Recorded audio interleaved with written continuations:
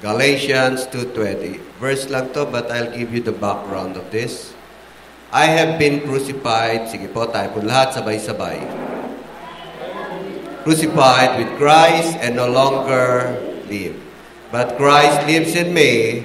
The life I live in the body, I live by faith in the Son of God, who loved me and gave Himself for me. Kung nanalay-nilayan natin, this phrase is about you.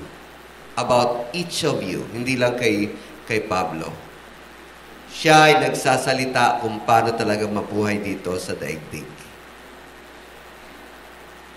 Yun nga ang kagandahan na siya'y mananahan sa'yo at mabubuhay ka kasama siya. Yan ang ibig sabihin nun. That is why there is a part in the Bible na sinabi niya na pray without ceasing. Kasi a prayer, hindi lang paghingi. Prayer is talking with God inside you. Makinig kayo. The conscience, as sinabi nila, ay konsensya mo, nagsasalita sa'yo. Kapag wala ang Diyos, iba ang dating. But if you welcome the Lord in your heart, yung conscience mo mapapalitan ng kanyang presensya, ang sarap makipag-usap sa Diyos. Ang sarap lumakad ng walang takot. Ang sarap mabuhay ng walang pangamba dahil yung conscience mo, yung konsensya mo, kung gagawin mo o hindi, yung konsensya na sinasabi natin. Papalitan to ng presensya ng Diyos. Yung conscience natin, minsan, minamali-mali tayo. Ang background ng Galatia, ang konsensya ni Pablo, ay patayin ang mga sumusunod kay Kristo. Alam nyo, ano siya doon? Tapat sa ginagawa niya yun. Hindi yun sa kanyang sarili. Ginagawa niya yun para sa Diyos. Kasi namali yung kanyang damdamin, namali ang kanyang isipan. Akala niya, ang mga Judaismo, ang religion ng Judaismo ay tama, at nung dumating si Kristo, binabago ngayon ni Kristo at maraming nasusumusunod sa kanyang isipan, sa kanyang damdamin, sa kanyang konsensya. Tama ang kanyang ginagawa. Kaya, sabi niya, maglilingkod ako sa Panginoon Diyos ng tapat at lahat ng hindi susunod sa Diyos, papatayin ko. At pinapapatay niya talaga.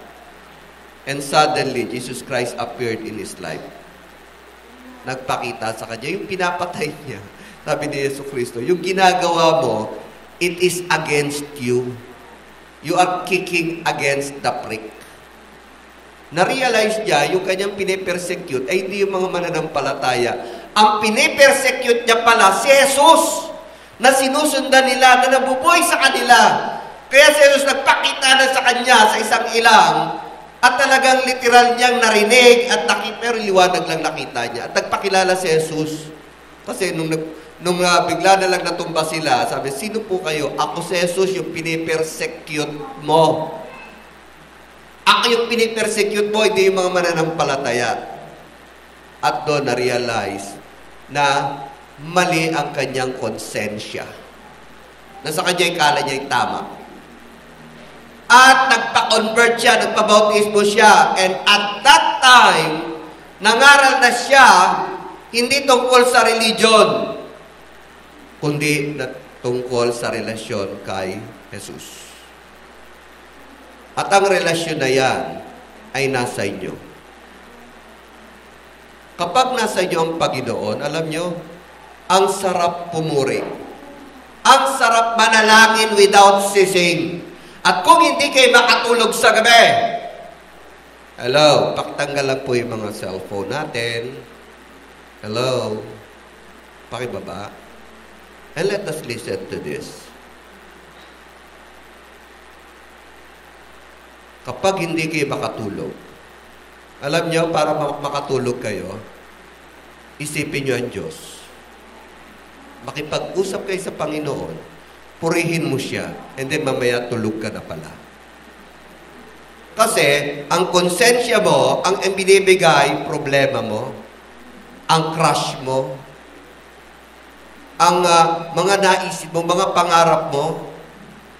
At kung ito'y negatibo, hindi ka talaga patutulugin. At kung ito'y very exciting, hindi ka rin patutulugin. Di ba? Na-experience yun. Ako talaga, minsan, nung ginagawa ko itong building, hindi ako makatulog kasi yung pinaplano ko kung paano ko lalagyan ng toilet ang loob ng room ng pre-LM at required. Ang dami ko talagang inisip. Maglalagay ako ng arinola na nakalagay sa karton, sa kahon. Lahat inisip ko, hindi talaga ako makatulog. Ganon kayo minsan, sinasabi niyong insomnia, kasi may iniisip kayo, yun ang sa kaloobin niyo, wala si Jesus. And that's the meaning of this. Ngayon, nabubuhay ako kay Kristo, hindi sa aking sarili. Kasi ang nasa sarili niyo, yung konsensya niyo. Ang konsensya, ang inuuna, problema, yung crush niyo, yung sasabihin niyo, yung utang niyo, lahat ng yan. Hindi talaga kayo patutulugin. Pero kung si Jesus ay nasa inyo, magaang, lagi kayong nakipag-usap sa Panginoon. That is the prayer without ceasing. You talk to God. You praise God in everything. Alam nyo, even angels, pumupuri sa Diyos habang naglalakad. Habang lumilipad, pinupuri nila ang Panginoon. How much more tayo na tinubos pa? Tinubos kayo. Nilalang and then tinubos. And then hindi nyo siya pahalagahan. Ngayon, nung na-realize ito ni Paul, no, na mali pala yung konsensya niya, nag-turn around siya. Ang una, nagtatago muna siya kasi alam na persecutor siya. Mamamatay tao talaga siya. And then later on, nakikilala na talagang solid ang kanyang conversion. Hanggang siya'y tawagin ng Panginoon. Ang problema, nung siya'y nangangaral na, siya naman ang pinipersecute. At yung ang problema rin, ito, ang book na to, nung pag-alis niya, yung mga tiga-Galatians, una, tinuro niya ng pananampalataya kay Kristo. Sumunod, may sumingit na mga religion. Kailangan magpatuloy ka para maging Kristiyano. Kailangan sumunod ka sa Sabat. Kailangan lahat ng nagkautosan binabalik. Kaya sabi ni, ano ba yan? Ano nangyari sa inyo mga taga-Galatian? Akala ko naniwala na kayo na ang kaligtasan ay grasya.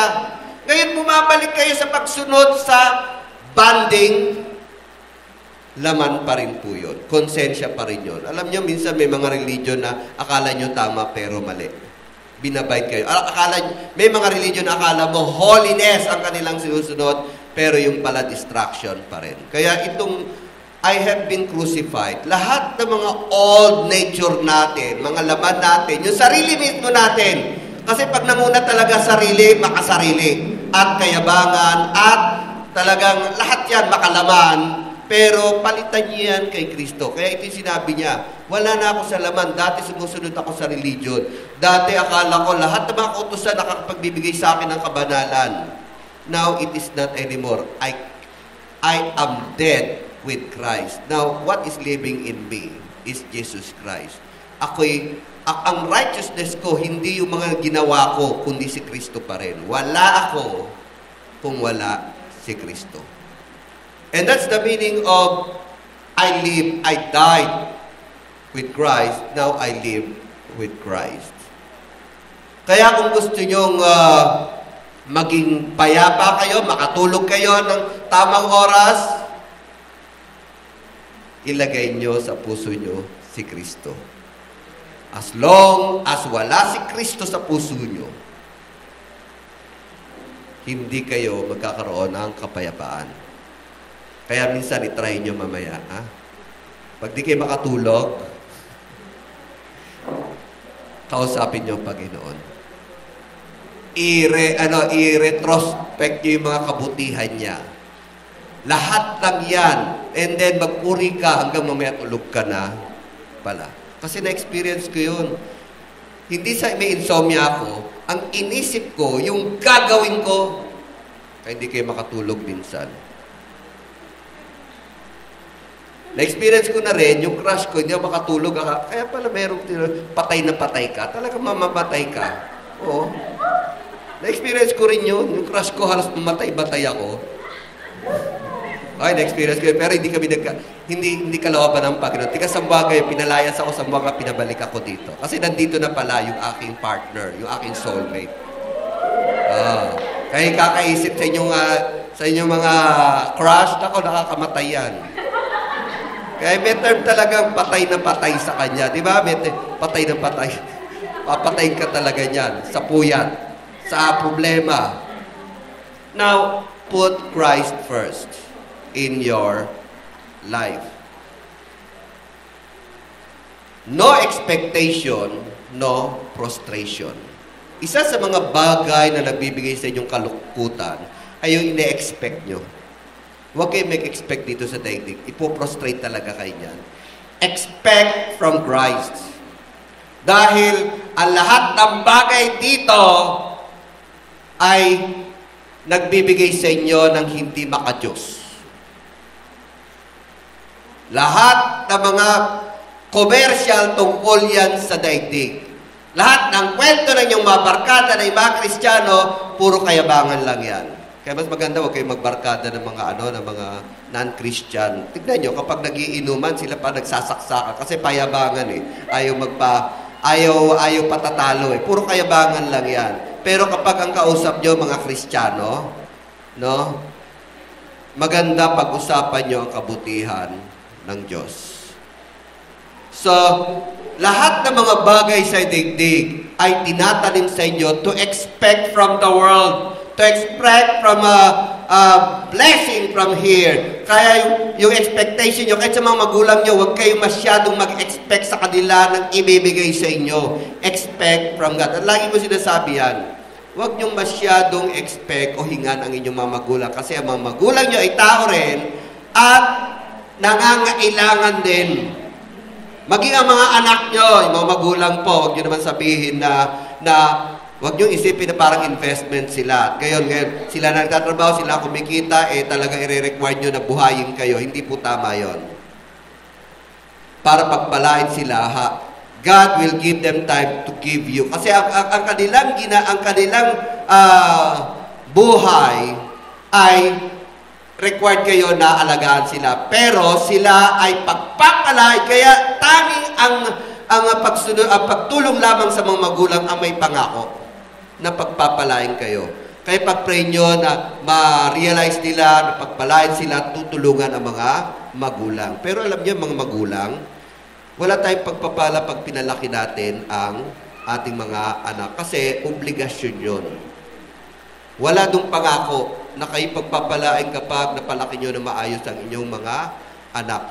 Ang nakalagay lang doon, kayo magkakaroon ng karangalan. Bibigyan kayo ng karangalan. Pero yung pagpapala na literal habang yung buhay, nandun sa mga anak na kapag tumulong sa mga magulang, ay pagpapalain. Kaya maging sa mga magulang, at lalo na huwag kayong expect sa mga ninong nyo, ninang nyo, no? Na gusto maging ninong, mga mayor, mga gobernor. Kasi ako nagkakasal, proud na proud sila ilagay doon. Governor. Governor. Buti kung pansinin ka nito. Ang daming inaanak yan. Buong barangay inaanak yan. Captain, mga naka-title pa dun eh. Ba makikita mo yung nature ng tao? Masyadong nag-e-expect sa kapwa. Huwag. Mag-expect kayo sa Panginoon. At kapag kayo sa Panginoon lamang nag-e-expect, there is no frustration. Kaya nga, expect from Jesus Christ. No expectation from this world, no frustration. Alisin nyo na ang mga expectation nyo. Kaya lagi kong sinasabi, huwag kayong mangarap dito sa lupa. Huwag kayong mangarap para sa inyong sarili. Mangarap kayo para sa Diyos at ang Diyos ang mangarap sa inyo. So, paki-change nga. The only expectation na ibibigay nyo, kung mag-expect din lang kayo, kung aasa din lang kayo, ang lahat ng ating pag-asa ay ibigay nyo lamang kay Kristo na namatay at muling nabuhay para sa atin. Ano ba ang garantiya ng Panginoon ay sasagutin tayo sa ating panalangin? Ano ba ang garantiya na ang Diyos ay mabuti? Ano ba ang garantiya na ang Diyos ay pakikinggan ka? Ano ba ang garantiya na lahat ng mga bagay na nangyayari sa iyo, negatibo man o positibo, ay alam ng Diyos at lahat ng yan ay para sa iyong kabutihan. Alam niyo, pinakagarantiya, Jesus Christ died for you 2,000 years ago. That is the guarantee. Namatay siya para sa iyo. That's the guarantee. Wala nang ibang magpapakamatay para sa ibang tao. Pwede mamatay siya para sa kabigin niya napakabuti. Pero walang mamamatay sa tao kahit siya'y masama. Tanging si Jesus lang ang gumawa nun. Namatay siya habang tayo ay makasalanan. Namatay siya habang tayo ini-ignore siya. Namatay siya habang ang lahat ay nakikinig lamang sa kanilang sarili, hindi sa Diyos. And He died for us. Yun ang garantiya. Kaya ano mangyari sa inyo, there is always a guarantee. Jesus Christ died for you. At ngayon muli siyang nabuhay at nananahan pa sa inyo, that is supporting guarantee. Kaya expect from Christ. There is no room for frustration kung kayo nasa Panginoon. Live for Christ, not for yourself, not for this world. At si Pablo, na-realize niya na lahat pala ng ginagawa niya para sa Diyos. No? Gumagawa siya para sa Diyos. Ay mali. Na-realize niya pala, baligtad. Ang Diyos pala ang gumawa para sa Kanya. Para sa Kanyang kaligtasan. Kasi noon, ang religion, para ikaw ay maligtas, lahat ng utusan susundin mo. Para malugod ang Panginoon, lahat ng bagay na nakasulat dito, sundin mo. Pero yung pala, hindi ganon. Wala ka na talaga magagawa. You cannot please God. The only thing you can do is give yourself to God. Kaya nung nakpakita sa kanya si Jesucristo, nakita niya na tama ang turo ng mga Kristiyano na si Jesus ay namatay at muling nabuhay at walang hanggang nabubuhay, bumaligtad siya ng pananampalataya. Ngayon, hindi na siya nabubuhay sa kanyang sarili na i-please ang Lord. Yung pala, matagal na siyang gustong i-please ng Lord. Hindi lang siya nakikinig. Kaya nung na-realize niya na si Jesus ay namatay din para sa kanya, nagsisi siya. At tinanggap niya si Jesus. At gayon yun yung pinipreach niya. Ang lahat ng bagay na ginagawa natin, wala palang kwenta. Basahan lang sa kanya. Yung inyong religion, mali. Yung pagpapatuloy nyo, hindi yan nakakalugod sa Panginoon. Yung lagi kayo nagsisimba, lagi nagsasabat, hindi pala sapat yun. The only thing that you can be saved, sabi niya, ay si Jesus. Kaya lang ang problema sa Galatians, may mga tao talagang iginigiit pa rin ang work. Kaya may nagpapatuli, meron pa rin nagpapabautismo sa Hudyo. Kaya sabi niya, ano nangyari sa inyo mga taga-Galatian? Sige nga, paano nyo natanggap ang Holy Spirit nung kayo ba'y tinuli? Di ba hindi? Di pa kayo tuli, tinanggap nyo na Holy Spirit? Paano nyo tinanggap ang banal na Espiritu nung kayo ba'y naging Judaism, integrate nyo ang pananampalataya ng Judaismo? Di ba hindi? Lahat ng yan ay dahil kay Kristo. And then, nasabit niya to. Lahat ng bagay tungkol sa pananampalataya ko, tungkol sa konsensya ko, tungkol sa paniniwala ko, namatay na kasama kay Kristo. At ngayon ako'y nabubuhay, hindi na para sa akin, kundi para sa Diyos. Kaya yun din ang kahulugan ng bautismo po. Kaya immersion tayo, hindi wisik-wisik ha, hindi tabo-tabo. Immersion is nililibing mo na ang luma mong pagkatao. Kaya kung sino man ang hindi pa nababaptize dito ng water, pabaptize kayo. Kasi si Jesucristo, bagmat di niya na kailangan talaga nagpabautismo para maging halimbawa. Na it is a public declaration, kailangan patayin ang inyong lumang pagkatao. Ilibing ang lumang pagkatao. At mabuhay kayo resurrected together with Jesus Christ. At yun ang ibig sabihin ng bautismo. Galatian. Nandiyan din sa Galatian. At kapag kayo'y muli binangon o kaya umalis na sa tubig, everyone and God Himself and even the angel is expecting you to live a new life. A life, not an old life, not your old self, but to live with Jesus Christ. And that's the meaning of that. So, Christ is life, self is dead.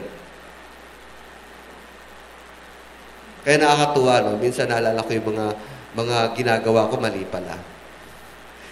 Hindi naman ako nag-guilty kasi nilinis na ako ng Panginoon. Ano mang guilt feeling sa inyong puso ng mga nakaraan, baka hindi nyo pa talaga, hindi pa kayo nabubuhay kay Kristo. Nabubuhay pa rin kayo sa inyong sarili.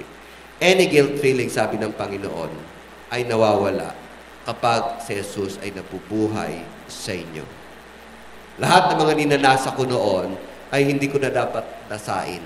Lahat ng mga bagay na alam kong mali, alam nyo, tutulungan kayo ng Holy Spirit na makikita nyo, hindi nyo pala, kaya nyo nang iwasan. Christ is life. Pero pag kayo nabubuhay sa inyong sarili, you will only find distraction. Nakakasira po ang sarili. The heart is full of wickedness. Ang puso, sabi dito, ang puso sa Jeremiah, sinabi doon, ay mandaraya. Akala nyo tama, yung pala mali. Akala nyo, bibigyan nyo ng kaluguran ng Panginoon, yung pala, hindi, pang sarili lang. Akala nyo, nagsiserve kayo sa Panginoon, yung pala, sinisira nyo ang inyong relasyon sa Panginoon. The heart is full of wickedness. It refers only sa mga wala kay Kristo. Kaya as long as talagang hindi nyo tinanggap si Kristo, dadayain kayo ng inyong sarili. Dadayain kayo ng inyong puso. Dadayain kayo ng inyong iniisip. Better to let the Lord live in you. At malalaman nyo na nasa inyo ang Panginoon, ito na nga, babalik tayo. Miya't-miya, parang kinakausap mo siya. Miya't-miya, yung mga napupuri mo siya. Miya't-miya, tinatawag mo siya at kinukonsulta. Kinakausap natin ang Panginoon without ceasing. So prayer is not only asking. Prayer is talking with God. Lahat binibigay mo sa Panginoon. Lahat sinasabi mo sa Panginoon. Lahat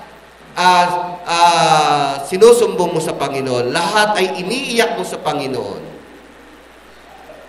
Kaya it's very important for you to sure that Jesus Christ is in you. Doon yung marirealize na sinabi rin sa gospel, pray without ceasing. Because God is talking with you and talk to God. Ulitin ko, pag di kayo makatulog mamaya, mamaya ang iniisip nyo, yung mga gagawin nyo, mga problema nyo, mga inutang nyo na hindi nyo mabayaran, no? Yung mga crush nyo, yung mga hinanakit nyo, yung mga taong nagbigay sa inyo ng sama ng loob, still, self pa rin yun. Self yun. But, regardless of those things, nakahiga kayo, ang iniisip nyo kung sino ang Diyos sa buhay nyo. Naisip nyo na ang sarap kausapin siya dahil napakabuti niya. Pinupuri nyo siya. That really, God is living in you. Kasi nafe-feel nyo siya. He has relationship with you. Hindi siya yung sunod ng sunod sa inyo. He is in you. Nasa inyo ang Diyos, kaya nga tinanggap nyo siya. And ito ang isipin natin, the real identity of Christianity, hindi yung kung sino ka sa harap ng Diyos. The real identity of Christian is sino ang Diyos sa buhay mo. Baligtad yun kasi. Kasi kapag isipin mo kung sino ka sa harap ng Diyos, self-centered pa rin yun. Oo, anak ka ng Diyos. Oo, tinubos ka na ng Panginoon. Oo, malinis ka na, banal ka na. Oo, lahat ng demonyo, yuyukod sa'yo, matatakot at lahat, sambitin mo lang, in Jesus' name, tatakbo na yan. Ang focus pa rin sa sarili, para bang nagiging anting-anting ang ating pananampalataya. Para bang nagpo-produce pa rin ng yabang yon. The real identity is not who are you after God is saving you. Who are you in this world? Hindi ganon. Baligtarin natin.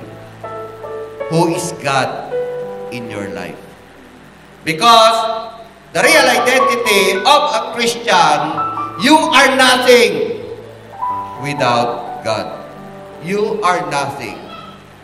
Kahit na ikaw ay tinubos, you're still nothing without God. Kahit na ikaw ay ginawang anak ng Diyos, you are nothing without God. The real identity of a Christian, sino ang Diyos sa buhay niyo? Nawa, lagi natin isa puso, ang Diyos na sa atin. Without Him, we are nothing. And there is nothing impossible as long God is in you. Let us all stand up. As long as God is in you, you can do all things through Christ Jesus.